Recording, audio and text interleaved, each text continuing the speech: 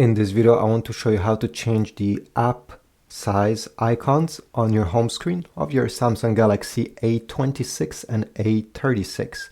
So very easy, drag down from the top right corner and click on the settings icon, the cogwheel.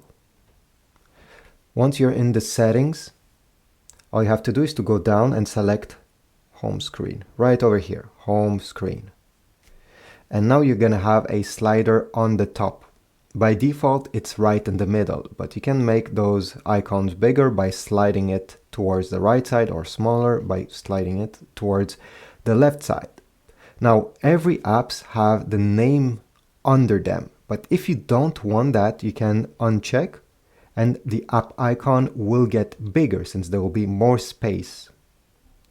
So once you have done this, you also have other options that you may be interested over here that you can go through. So home screen grid, you can change. So this will make them smaller, 5x6 than 4x6.